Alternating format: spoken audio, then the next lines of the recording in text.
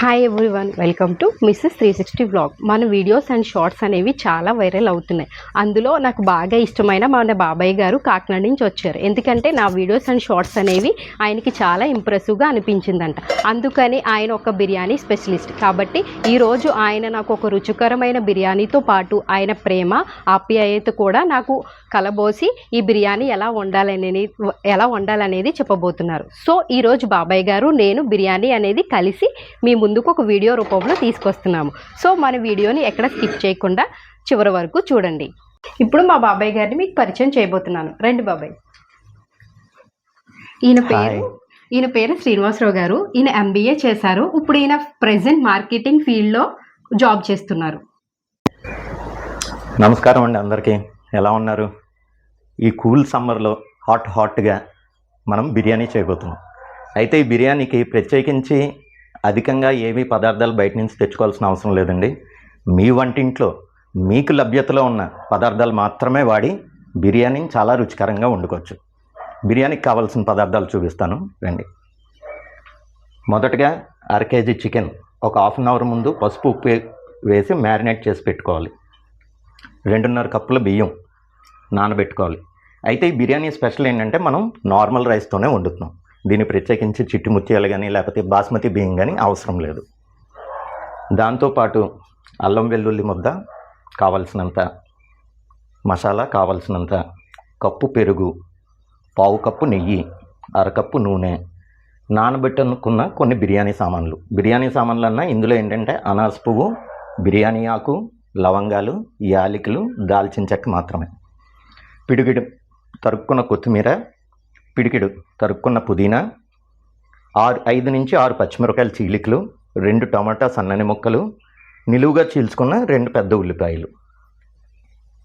వీటితోనే ఈరోజు మనం రుచికరమైన బిర్యానీ వండుకోబోతున్నాం. ఇది బిర్యానీ అనే కాదు, పలావ్ అని కూడా అనొచ్చు. ముందుగా పొయ్యి వెలిగించుకొని ఈ బిర్యానీకి ప్రత్యేకించి కావాల్సింది మందపాటి గిన్నె. ఏమాత్రం మామూలు పాత్రలో వండితే బిర్యానీ అడుగంటిపోతుంది, దాంతోపాటు మాడే అవకాశం కూడా ఉంది. మందపాటి గిన్నె పెట్టుకుని ఈ 1/2 kg చికెన్కి తగినంత నూనె, ముందుగా చికెన్ వేయించుకుని పక్కకు తీసుకోవాలి.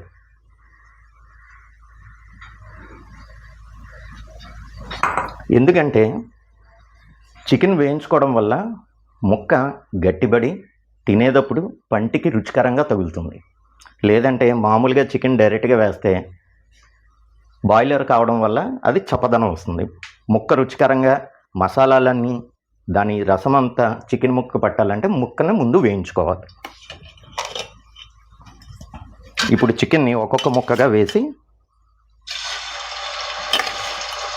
పెద్ద మంట మీదే మీడియం టు డీప్, అంటే మరీ మీడియంగా కాదు మరీ డీప్గాను కాదు, మీడియం టు డీప్ మధ్యలోగా వేయించుకోవాలి.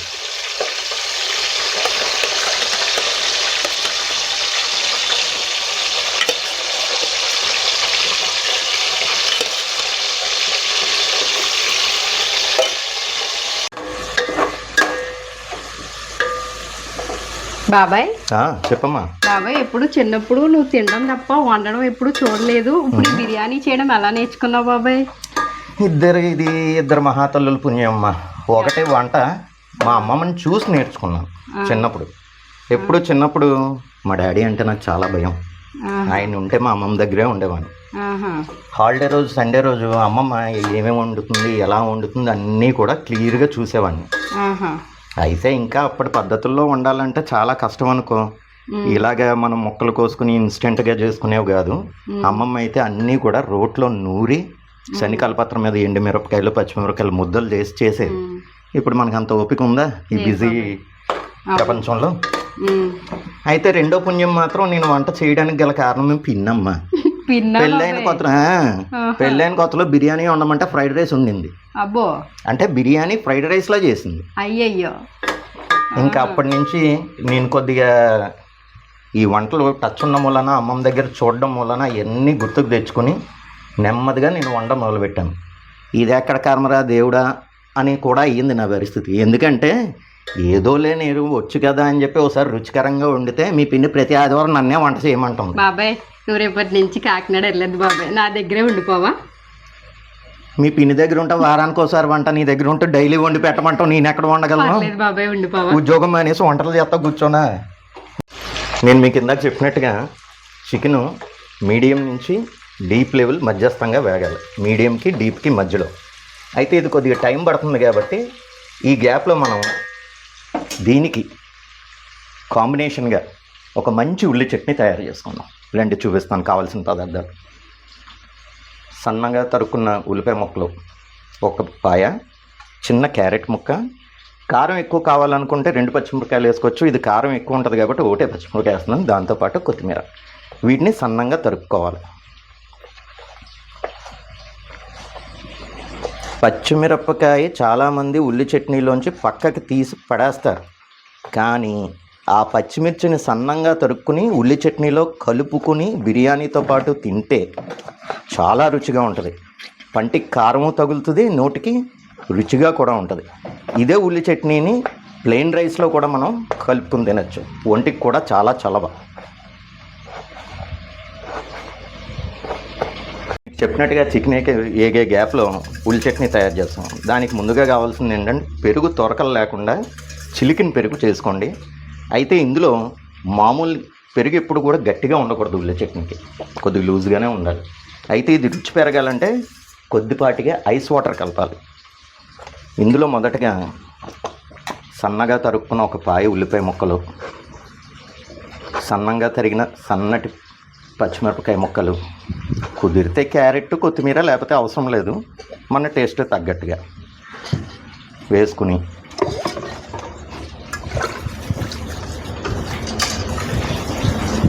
అంటే చాలామంది కొత్తిమీర ఇష్టపడరు, మాకు కొద్దిగా కొత్తిమీర ఇష్టం కాబట్టి కొద్దిగా ఎక్కువ వేసుకున్నాం.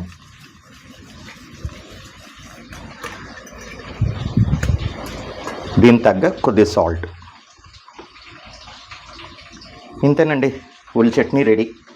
అయితే ఇది ఇంకా రుచిగా అవ్వాలి అంటే ఏం చేయాలంటే ఈ బిర్యానీ అయ్యే లోపల ఈ ఉల్లి చట్నీని కలుపుకున్నాం కదా, ఈ విధంగా దీన్ని యాస్టీజ్గా మూత పెట్టుకుని ఫ్రిడ్జ్లో పెట్టుకుంటే దీని రుచి ఇంకా 3 పెరుగుతుంది. సరే, చికెన్ ఈ విధంగా అన్ని వైపులా మీడియం నుంచి డీప్ లెవెల్లోకి వేపుకొని ఇట్లా పక్కన పెట్టుకోవాలి. అయితే ఇందులో కొంతమంది చికెన్కి సంబంధించిన శాల్తీలు, గుండెకాయ, కాజ్యం ఇలాంటివి వేసుకోవడానికి ఇష్టపడతారు, కానీ వాటిని మాత్రం నూనెలో వేపకండి. అవి ఎందుకంటే సున్నితంగా ఉండే భాగాలు కాబట్టి ఆ నూనె వేడికి చల్లా చెదురైపోయి పొడైపోయే అవకాశం ఉంది.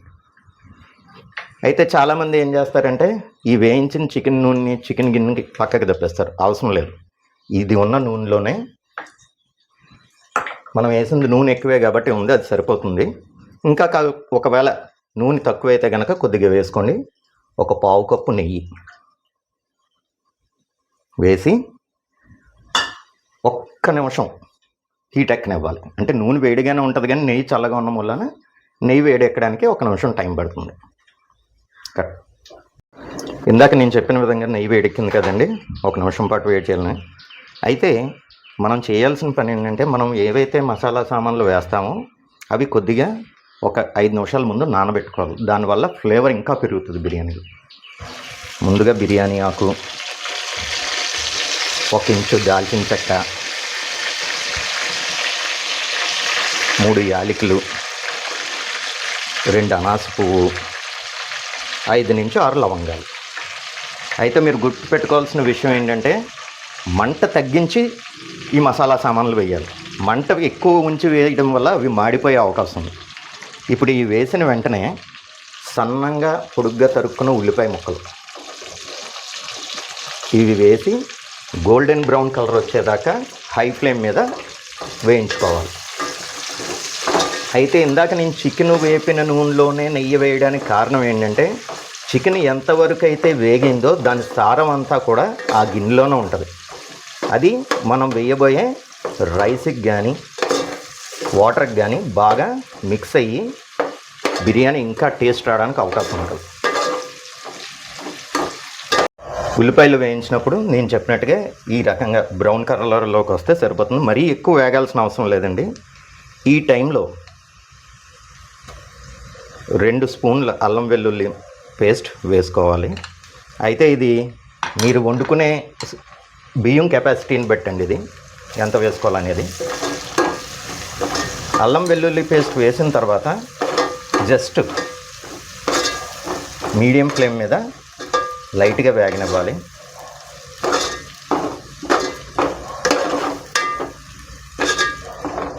అంటే కొద్దిగా పచ్చివాసన పోవాలి, లేదంటే మరీ పచ్చివాసన వస్తుంది.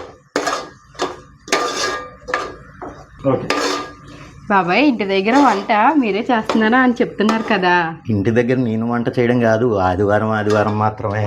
ఆహా అవునా, అయితే అలా కాకుండా ఇప్పుడు మీ అత్తయ్య గారు ఇంటికి వెళ్తారు కదా, అక్కడ కూడా మీరే చేస్తారా? నేను మరీ అలా కనబడుతున్నానమ్మా నీకు? ఏమో బాబాయ్, భార్యాభర్తలు అన్న తర్వాత ఒకళ్ళ బరువులు బాధ్యతలు పంచుకోవాలి కాబట్టి పాపం వారం అంతా మీ పిన్ని పిల్లలకి క్యారేజ్లని నాకు బాక్సులని వారం అంతా పొద్దున్న టిఫిన్లు మధ్యాహ్నం భోజనం అన్నీ తనే వేస్తుంది. ఆదివారం ఒక్కరోజన్నా తనకి సెలవు ఇవ్వాలి కదమ్మా, కాస్త రెస్ట్ తీసుకుంటుంది పాపం. బాబాయ్ నీకు ట్రైనింగ్ పంపిస్తాను, మా ఆయన కూడా తీసుకెళ్ళి బాబాయ్ కొద్దిగా. మీ ఆయన్ని తీసుకెళ్తా, నేను వండి పెట్టడం తప్ప ఆయన నేర్చుకునేది ఏమి ఉండదమ్మా నా పర్లేదు దగ్గర. బాబాయ్ కొంచెం తీసుకెళ్ళి ఇలాంటివి కొంచెం నేర్పించవా? సరేలే, నీ కోరిక నేను ఎందుకు కాదంటాను, పంపించు. సరే బాబాయ్ అయితే పంపిస్తాను. కట్. ఈ అల్లం వెల్లుల్లి పేస్ట్ ఇలా వేపుకొని ఈ కలర్ వచ్చిన తర్వాత ఈ వేయించుకున్న చికెన్ పీసులన్నీ కూడా అందులో వేసుకోవాలి. అయితే నేను మీకు ఇందాక చెప్పాను కదా, కోడి భాగాలు చాలా సున్నితంగా ఉంటాయి, అవి ఇప్పుడు వేయకూడదు.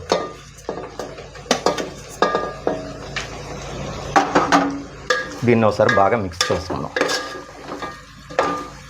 ఆల్రెడీ వేగిపోయిన చికెనే కాబట్టి పెద్దగా ఇచ్చేయక్కర్లేదు. ఇప్పుడు ఇందులో 1 కప్పు సన్నంగా తరుక్కున్న 2 టమాటా ముక్కలు వేసుకొని, ఓ పిడికెడు పుదీనా, ఓ పిడికెడు అంటే ఇది ఉన్నదే పిడికెడు, కొద్దిగా పైన గార్నిష్ చేసుకోవడానికి బిర్యానీ అయిన తర్వాత బాగుంటుంది వేసి, దీంట్లో రుచికి తగ్గ ఉప్పు అంటే కొద్దిగా తక్కువగానే వేసుకోండి, ముందుగా సరిపోకపోతే మళ్ళీ చూసుకొని వేసుకోవచ్చు. వేసి 1 నిమిషం బాగా కలపాలి. అంటే కొద్దిగా పుదీనా కొత్తిమీర ఫ్లేవర్ వాసన వచ్చేదాకా హై ఫ్లేమ్ మీద, ఇదంతా కూడా హై ఫ్లేమ్ మీద చేసుకోవాలి. ఎప్పుడైతే బిర్యానీకి రైస్ వేసి మనం వాటర్ అది వేసి పెడతామో అప్పుడు మొదటగా ఒక 15 నిమిషాలు హై ఫ్లేమ్ మీద, తర్వాత ఒక 20 నిమిషాలు లో ఫ్లేమ్ మీద వండుకుంటే బిర్యానీ రెడీ అయిపోతుంది.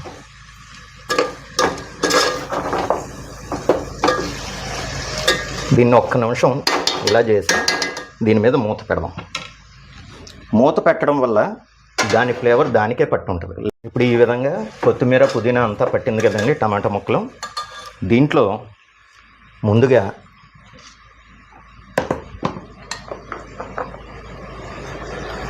గరం మసాలా ముద్దగా నూరుకున్నది. చాలామంది వంటల్లో ఏం చేస్తున్నారంటే గరం మసాలా పౌడర్ వేస్తున్నారు. పౌడర్ వేయడం వల్ల రుచి డిఫరెంట్గా ఉంటుంది, బాగుంటుంది కానీ డిఫరెంట్గా ఉంటుంది. అదే పచ్చి ముద్ద వేయడం వల్ల టేస్ట్ ఇంకా ఫ్లేవర్ పెరుగుతుంది, ముక్కకు కూడా పడుతుంది. ఇలా మసాలా వేసిన తర్వాత బాగా ఒకసారి కలుపుకొని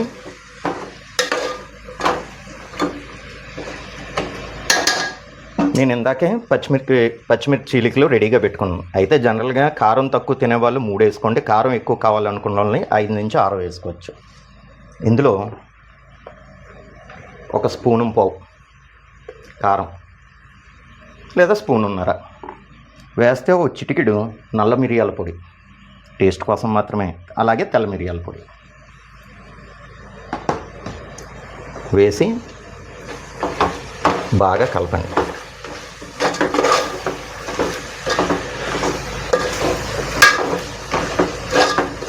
కారం ఎక్కడ ముద్దలుగా లేకుండా చూసుకోండి, కారం పొడి పొడిలాడుతూ ఉండాలి. ఇది మెయిన్ ఇంపార్టెంట్. ఎందుకంటే కారం ముద్దలుగా ఉందంటే ముద్దగా పట్టిందంటే బిర్యానీలో అక్కడక్కడ ముద్దలుగా తేరి నోట్లో పెట్టుకున్నప్పుడు కారం ఎక్కువ అయ్యే అవకాశం ఉంటుంది. బాబాయ్ స్మెల్ చూస్తుంటేనే చాలా ఆకలి. ఓకే బాబాయ్ మన పక్కింటి ఆవిడ వచ్చి స్మెల్ ఈ చివరి వరకు వచ్చేస్తుంది, ఏం వండుతున్నారు మీ ఇంట్లో అని చెప్పేసి వచ్చి అడుగుతుంది బాబాయ్. నాకు బాగా ఆకలేసేస్తుంది బాబాయ్, ఫాస్ట్గా ఉండే బాబాయ్. మన పక్కింటి ఆవిడ వచ్చి ఏం వండుకుంటున్నారు మీ ఇంట్లో, వీధి చివరి దాకా స్మెల్ వచ్చేస్తుంది అని చెప్పేసి అడుగుతుంది. మరి కాకినాడ బాబాయ్ బిర్యానీ అంటే మజాకానా ఏమన్నానా? చూస్తుంటేనే చాలా నోరు ఊరిపోతుంది బాబాయ్, కొంచెం ఫాస్ట్గా ఉండేవా? వండుతాను. ఇది చూస్తుంటేనే నోరు ఊరుతుంది అంటున్నావు, తినేటప్పుడు ఇంకెలా తింటావో చూడు. మాకన్నా మిగులుతావో మొత్తం నువ్వే తినేస్తావో. లేదు బాబాయ్. ఇలాగ ముక్కలకి మొత్తం మసాలా అంతా కలిసి బాగా పట్టిన తర్వాత నూనె తేరుతా బుడగలు వస్తుంటుంది. ఈ టైంలో చిలికి పెట్టుకున్న పెరుగు 1 కప్పు వేసి బాగా కలపాలి హై ఫ్లేమ్ మీద ఉండగానే. మీరు ఇక్కడ చూసారా అడుగంటుతుంది అని అనుకుంటారు. అడుగంటదండి. ఎప్పుడంటే మనం రైసు వాటర్ పోస్తామో ఎసరికి అప్పుడు అదంతా కలిసిపోయి ఫ్లేవర్లో మిక్సింగ్ అయిపోతుంది. అయితే ఈ పెరుగు కూడా పూర్తిగా కలిసిపోయి నూనె పైకి తేరేలా దాకా హై ఫ్లేమ్ మీద కలుపుకుంటూ ఉండాలి. 1 నిమిషం పెట్టి మూత పెడితే అదే చూసారా, నేను చెప్పినట్టుగా పెరుగు బాగా కలిసిపోయింది, ఆయిల్ కూడా పైకి తేరింది. ఈ స్టేజ్లో మనం నానబెట్టుకున్న 2.5 గ్లాసుల బియ్యం ఉంది కదండి, ఆ నీరు వార్చేసి ఓన్లీ బియ్యం వేసుకోవాలి.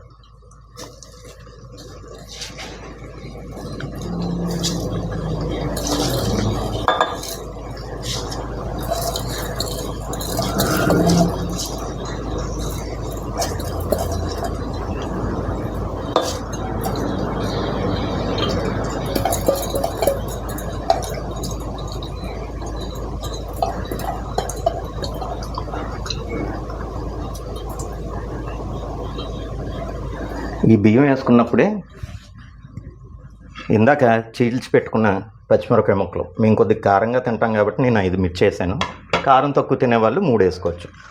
ఇదే హై ఫ్లేమ్లో ఈ బియ్యానికి ఉన్న తడంతా పోయేటట్టు రైస్ని బాగా కలుపుతూ మగ్గపెట్టాలి.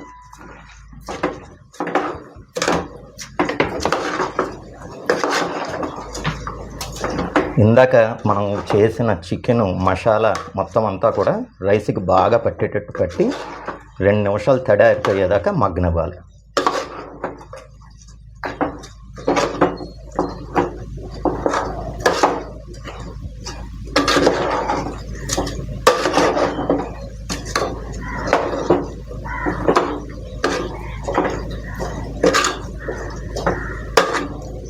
సో హై ఫ్లేమ్ మీద పెట్టడం వల్ల దీంట్లో ఉన్న తడి అంతా కిందకి దిగి తొందరగా మగ్గిపోతుంది. కాబట్టి దీన్ని 1 నిమిషం మూత పెట్టి ఉంచుతాం.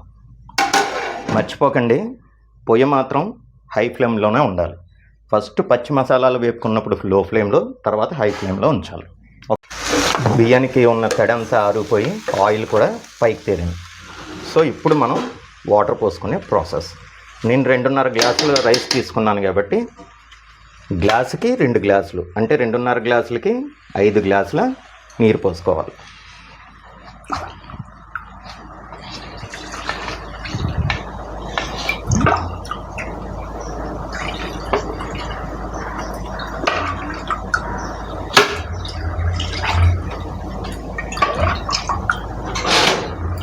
ఐదు గ్లాసుల నీరు పోసుకున్న తర్వాత ఒకసారి బాగా అడుగు నుంచి పైదాకా మొత్తంగా కలపాలి.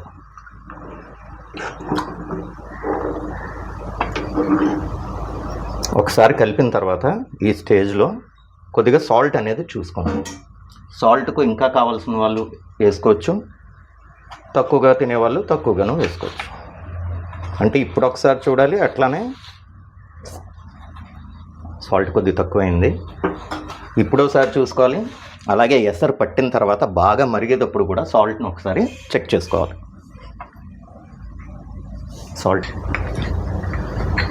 ఈ సాల్ట్ వేసి ఒకసారి అంటే టేస్ట్ చూసుకోమని చెప్పాను కదా, సాల్ట్ వేసిన తర్వాత బాగా కలిపి మర్చిపోకండి, ఇది చాలా ముఖ్యమైన విషయం, మంటని హై ఫ్లేమ్లోనే 15 నిమిషాల పాటు ఉంచండి. బాబాయ్ దీన్ని బిర్యానీ అన్నావు అండ్ కూడా దీన్ని ఫలవు అని పిలిచావు, అసలు దీని పేరేంటి బాబాయ్? దీని అసలు పేరమ్మా మన కోనసీమ రాజుల బిర్యానీ. అయితే రాజులు వండే వంటకానికి ఇంకా వాళ్ళు ఇతర పదార్థాలు కూడా కలుపుతారు. ప్రతి ఒక్క ఇళ్లల్లోనే అవన్నీ ఉండవుగా, మనలాంటి మధ్యతరగతి కుటుంబాలు ఉన్నాయంటే ఉన్న దాంట్లోనే చదువుకుంటాం. కాబట్టి మన వంటింట్లో ఏ అయితే దొరుకుతాయో వాటితోనే ఈ రాజుల బిర్యానీ చేశాను. కానీ దీని పేరేంటో నేను చెప్పనా బాబాయ్? ఏంటో? ఇది నా కోసం నువ్వు ఇంత ప్రేమగా వండుతున్నావు కాబట్టి దీన్ని కాకినాడ బాబాయ్ బిర్యానీ అని నేను పిలుస్తాను. సరే, నీ ఇష్టం, నీ ప్రేమ, నీ అభిమానం. సో నేను చెప్పిన విధంగా ఈ విధంగా ఉడుకు పట్టిన తర్వాత ఒకసారి కలుపుకొని పొయ్యిని సిమ్లోకి మార్చేయండి. సిమ్లోకి ఎందుకు మారుస్తామంటే మంట పెద్దగా ఉంటే ఉడికి ఎక్కువ అవుతుందని అనుకుంటాం కానీ ఉడుకుతుందని అనుకుంటాం కానీ రైస్ ఉడకదండి. కాబట్టి సిమ్లోకి మారిస్తే రైస్తో పాటు అది ఉడుకుతుంది.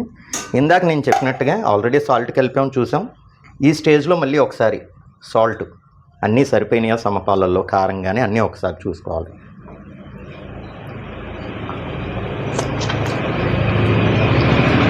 అన్నీ సరిపోయి సాల్ట్ చూసుకున్న తర్వాత జస్ట్ ఒకసారి అంతా సమానంగా బియ్యం ఎక్కడ ఒక చోటు ఉండిపోకుండా మొత్తంగా కలుపుకొని సిమ్లో పెట్టేసి 20 నుంచి 30 నిమిషాల వరకు సిమ్లో ఉంచండి. అయితే ఏంటంటే ఒక 15 నిమిషాల తర్వాత ఒకసారి ఉడికి ఎలా ఉంది, రైస్ ఎలా ఉంది చూడండి. నేను ఇందాక చెప్పినట్టుగా 20 నిమిషాలు సిమ్లో పెట్టమన్నాను కదా, 20 నిమిషాల నుంచి 30 నిమిషాలు, 20 నిమిషాలు అయింది. ఒకసారి చూసుకున్నాం. So almost all rice cook అయిపోయిందండి. ఇంకా తడి ఉంది. ఈ స్టేజ్లో ఒకసారి నెమ్మదిగా కింద నుంచి పైకి రైస్ గిన్నెంతా కూడా ఒకసారి ఇలా కలుపుకున్నాం. దీనివల్ల ఏమవుతుందంటే అడుగున ఏమన్నా తడి ఉంటే కనుక అది ఆరిపోతుంది. పైన ఉన్న రైస్ కూడా అడుగుకు వెళ్ళి బాగా కుక్ అవుతుంది.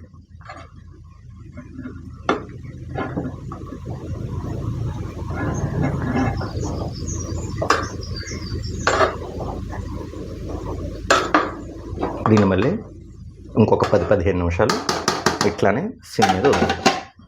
అయితే ఇక్కడ ఒక ముఖ్యమైన విషయం గమనించాలి మీరు. రైస్కి నేను తీసుకున్న 2.5 గ్లాసులకి 5 గ్లాసులు వాడాం. ఆల్రెడీ మేము ఎప్పటి నుంచో వాడుతున్న రెగ్యులర్ రైస్ ఇది. కొంతమంది ఇళ్లలో రా రైస్ ఉంటుంది. 5 గ్లాసులు నీరు వేసిన తర్వాత ఈ స్టేజ్లో ఒకసారి తడి ఉందా ఆరిపోయిందో చూసుకోవాలి. తడి తక్కువగా ఉండి ఆరిపోయినట్టయితే ఒక పావు నుంచి 1/2 గ్లాసు నీళ్లు పోసుకుంటే రైస్ బాగా కుక్ అవ్వడానికి అవకాశం ఉంటుంది. అది వారు వాడే బియ్యాన్ని బట్టి ఉంటుంది అది. సో ఆల్మోస్ట్ మన బిర్యానీ తయారైపోయిందండి. అడుగున తడి కూడా లేదు. ఇది మాత్రం కంపల్సరీ చెక్ చేయండి. ఒక్కొక్కసారి అడుగున తడి ఉంటే కనుక ముద్ద అయ్యే అవకాశం ఉంటుంది. సో అయిపోయింది కాబట్టి ఈ స్టేజ్లో స్టవ్ ఆఫ్ చేసేసి ఒక 10 నుంచి 15 నిమిషాలు కానీ 20 నిమిషాలు కానీ కొద్దిగా బరువుపాటి పాత్ర ఏమన్నా పెడితే ఆ వేడి ఏదైతే ఆవిరి ఉంటుందో అది బయటికి పోకుండా బాగా టేస్టీగా ఉంటుంది. ఒక 10-15 నిమిషాలు అలా వదిలేద్దాం. తర్వాత సర్వ్ చేసుకుని చక్కగా తిందాం.